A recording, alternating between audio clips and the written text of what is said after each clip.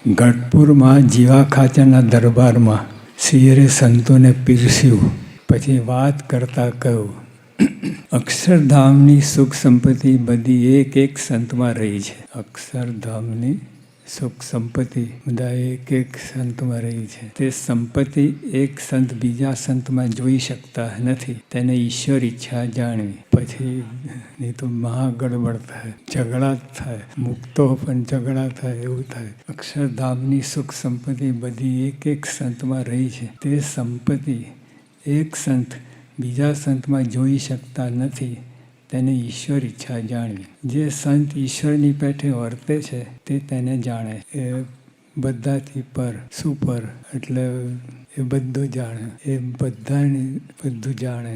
કોણ કેટલો છે, કેટલા છે, કેવા છે, બીજા બધા જાણી શકતા નથી. હવે સુખ સંપત્તિ અક્ષરધામની બધી જ એક એક સંતમાં રહી છે, પણ એકબીજામાં જોઈ શકતા નથી. એ ભગવાનની ઈચ્છા જાણી. પણ જે પરથી પર છે એ એવા સંતો એકાંતિક, પરમ એકાંતિક સંત એ બધું જાણે છે. બધા જો ઈશ્વર પેઠે વર્તવા લાગે તો બ્રહ્માંડની સ્થિતિ એક સરખી ના રહે. જો આપણે એક એક સંતમાં સંપત્તિ, સુખ સંપત્તિ ભગવાનની રહેલી છે અક્ષરધામની, પછી એ તો બરાબર છે, એવા સમજ.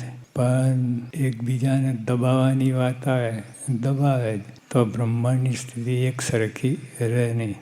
ઉથલ પાથલ, મહા ઉથલ પાથલ થઈ જાય. બધા જો ઈશ્વરની પેઠે વર્તવા લાગે તો બ્રહ્માંડની સ્થિતિ એક સરખી ના રહે. કારણ કે પ્રભુતા જીરવી કઠણ છે એમ જાણી અમે સૌનું સામર્થ્ય ઢાંકી રાખ્યું છે.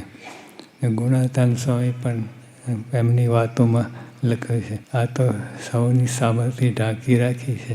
નીકળતો ક્યાંય ને ક્યાંય હાથે કંઈ દેહ મૂકે અને બધું, એટલે કોઈ કંટ્રોલ ના રહે. બધું જેમ ફાવે તેમ વર્તવા લાગે. સમર્થ હોવા છતાંય એમ જાણી અમે સૌનું સામર્થ્ય ઢાંકી રાખી. વચનમાં વર્તો તે મોટી પ્રભુતા છે. બસ ટૂંકમાં ભગવાનના વચન, ભગવાનની આજ્ઞા, ભગવાનની મરજી એ પણ વર્તું એ મોટી સામર્થ્ય છે. બીજું સ્વતંત્રપણે ગમે એટલું બધું રાજ કરે, બ્રહ્માંડનું રાજ કરે, પણ તો એ મહારાજની આ દ્રષ્ટિમાં એ કાંઈ ન કહે. પણ વચનમાં વર્તે, મારી વચનમાં નિવૃત્તિ, વચનમાં પ્રવૃત્તિ, એ રીતે રહે, એ જ મોટી સામર્થ્ય છે. બધું આપણે કરી ચૂક્યા છે. કરતાં કરતાં આ સત્સંગની પ્રાપ્તિ થઈ છે. હવે બીજું કાંઈ કરવાનું નથી.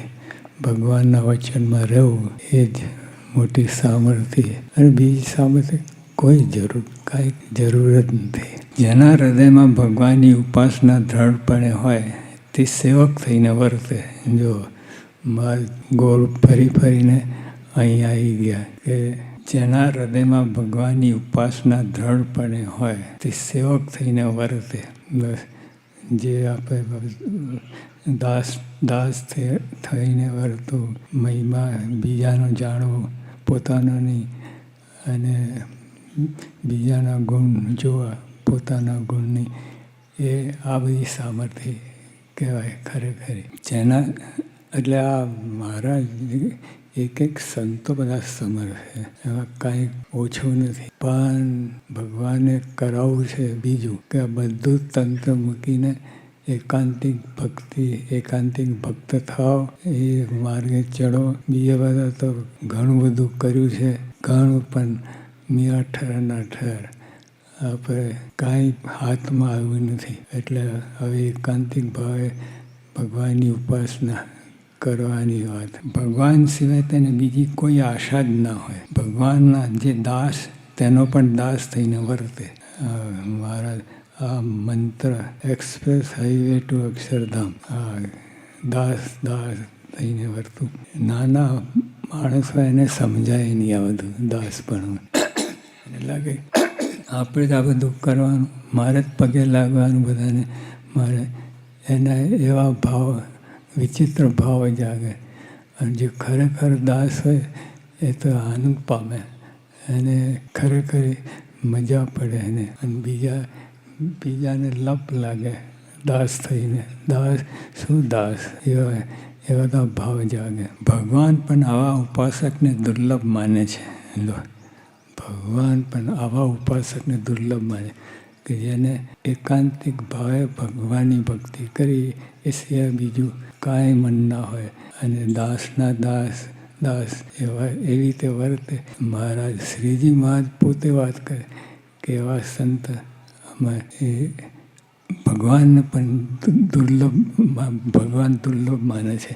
આવા ઉપાસક ભગવાન પણ આવા ઉપાસકને દુર્લભ માને છે, અને તેનાથી પણ માત્ર દૂર રહેતા નથી. ક્યાંથી રહે? હવે આવા ઉપાસક હોય એટલે આપણે પહેલેથી આવી રીતે ગોઠવણી કરવી કે એકાંતિક ભક્ત થવું છે, બીજી કોઈ વાત નહીં. બીજું બધું આપણે કરી ચૂક્યા છે, કાંઈ બાકી જ નથી. હવે એકાંતિક ભાવે ભક્તિ કરવાની બાકી રહે છે. અને આ વાત કંઈ ખોટી નહીં. મહારાજના વખતથી આજ સુધી હજારો એકાંતિક ભક્તો થયા છે. એટલે આ કંઈ કલ્પના નથી કે ગપ ગોરા નથી, સાચી વાત છે. એટલે આપણે આ પાટે ગાડી ચડાવવા દેવી, અને બીજું બધું આપણે કરી ચૂક્યા. કાંઈ પણ આપણે don't major in minor things. જો આપણે ખરેખર વસ્તુ એકાંતિક ભાવે ભક્તિ કરવી છે, અને એ સિવાય બીજું કંઈક કરીએ બધું ન્યૂન છે, હીણ છે, અને એમાં પડવાની જરૂર નથી. આપણે PhD થયા પછી એકડિયામાં જવું એના જેવી વાત છે. એટલે બધું પરવારીને આ સત્સંગની વાત. હવે ભગવાનને રાખવા સિવાય બીજી કોઈ વાત આપણા હૃદયમાં રહેવી ના જોઈએ. હવે તો કાઢતા રહેવું બધું બીજું. અને આ એક ભગવાન પોતાના હૃદયમાં બિરાજમાન છે, બિરાજમાન રહે એવી રીતે વર્તું. સદાંગ સાંઈ મહારાજ.